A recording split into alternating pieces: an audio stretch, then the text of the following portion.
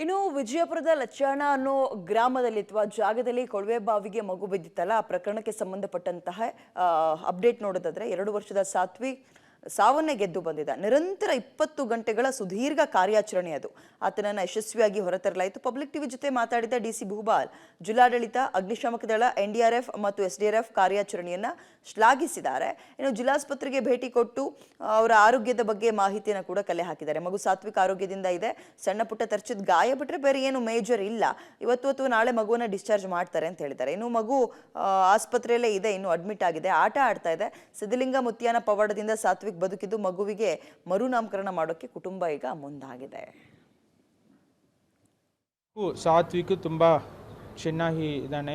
ಅವನಿಗೆ ಏನೂ ಸಮಸ್ಯೆ ಆಗಿಲ್ಲ. ಆದರೆ ಇಂಜುರೀಸ್ ಇರಲಿ ಅಥವಾ ಫ್ರ್ಯಾಕ್ಚರ್ಸ್ ಇರಲಿ ಅಥವಾ ಬೇರೆ ಯಾವುದೋ ರೀತಿ ಮೆಡಿಕಲ್ ಕಂಡೀಷನ್ಸು ಆಗಿಲ್ಲ. Satvik is completely normal.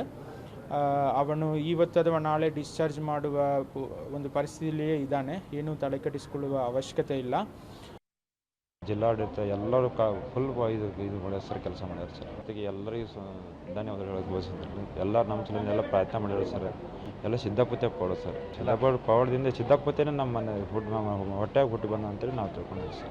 ಹೆಸರೇನೋ change ಮಾಡ್ತಾರೆ. ಹೆಸರು ನಾವು ಸಿದ್ದಾಪುತ್ತೆ ಅಂತೇಳಿ ನಾಮಕರಣ ಮಾಡಿರ್ತೇಳಿ. ಈಗ 27-22 ಜಾತ್ರೆ ಬರ್ತದೆ ಸರ್. ಅವತ್ತೆಲ್ಲ ತೊಟ್ಲ ಕಾರ್ಯಕ್ರಮ ಮಾಡ್ತಾರೆ. ಸಿದ್ದಾಪುತ್ತೆ ಸಿದ್ಧಲಿಂಗ ಮಹಾರಾಜ್ ಅಂತೇಳಿ ಹೆಸರು ಹೇಳ್ತಾರೆ ಸರ್. ಇನ್ನು ಕರಾವಳಿ ಸೇರಿದಂತೆ ರಾಜ್ಯದಲ್ಲಿ ಮತ್ತೆ ಧರ್ಮದಂಗಲ್ ಸದ್ದು ಶುರುವಾದಂತೆ ಭಾಸವಾಗ್ತಾ ಇದೆ. ಗಡಿ ಜಿಲ್ಲೆ ಬೀದರ್ನ ಈ ಐತಿಹಾಸಿಕ ಇದರ ನಡುವೆ ಗಡಿ ಜಿಲ್ಲೆ ಬೀದರ್ನ ಈ ಐತಿಹಾಸಿಕ ಅಷ್ಟೂರು ಜಾತ್ರೆ ಮಾತ್ರ ಹಿಂದೂ ಮುಸ್ಲಿಮರ ಭಾವೈಕ್ಯತೆಗೆ ಸಾಕ್ಷಿಯಾಗಿದೆ. ಬೀದರ್ ತಾಲೂಕಿನ ಅಷ್ಟೂರು ಗ್ರಾಮ ಐತಿಹಾಸಿಕ ಜಾತ್ರೆ ಮೂಲಕ ಭಾವೈಕ್ಯತೆಗೆ ಸಾಕ್ಷಿಯಾಗಿದ್ದು, ದೇವನೊಬ್ಬ ನಾಮ ಹಲವು ಅನ್ನುವಂತೆ ಅಷ್ಟೂರ ಗ್ರಾಮದ ಅಹಮದ್ ಶಾ ವಲಿ ಬಹಮನಿ ದರ್ಗಾದ ಗುಂಬಜ್ಗಳು ಹಿಂದೂ ಹಾಗೂ ಮುಸ್ಲಿಂ ಸಹೋದರತ್ವ ಸಾರುವಂತಹ ಪ್ರತೀಕಗಳಾಗಿದೆ. ಅಷ್ಟೂರಿನ ಅಲ್ಲಮಪ್ರಭು ದೇವರು ಜಗತ್ತಿಗೆ ಸಹೋದರರಂತೆ ಸಮಾನತೆಯೊಂದಿಗೆ ಸತ್ಯ, ಶುದ್ಧ ಕಾಯಕ ಮತ್ತು ದಾಸೋಹದ ಮಹಾನ್ ತತ್ವಗಳನ್ನು ಸಾರಿರುವ ಶರಣ ಅವರ ಸ್ಮರಣೆಯಲ್ಲೇ ಪ್ರತಿ ವರ್ಷ ಜಾತ್ರೆ ನೆರವೇರುತ್ತೆ. ತೆಲಂಗಾಣ, ಆಂಧ್ರ ಪ್ರದೇಶ ಮತ್ತು ಮಹಾರಾಷ್ಟ್ರಗಳಿಂದಲೂ ಭಕ್ತರು ಬರ್ತಾರೆ. ಯಾತ್ರಾರ್ಥಿಗಳು, ಪ್ರವಾಸಿಗರು ನಿತ್ಯ ಇಲ್ಲಿಗೆ ಬಂದು ದರ್ಗಾಕ್ಕೆ ಹೂವಿನ ಚಾದರ್ ಸಮರ್ಪಿಸ್ತಾರೆ. ಇಲ್ಲಿ ಎಲ್ಲಾ ಧರ್ಮ ಜಾತಿ ಸೇರಿ ಜಾತ್ರೆ ಮಾಡ್ತಾರೆ, ಕುಸ್ತಿ ಆಡ್ತಾರೆ. ಹೀಗಾಗಿ ಇಲ್ಲಿ ಯಾವುದೇ ಧರ್ಮದಂಗಲ್ ಇಲ್ಲ. ಎಲ್ಲ ಸಹಬಾಳ್ವೆಯಿಂದ ಚೆನ್ನಾಗಿದ್ದಾರೆ.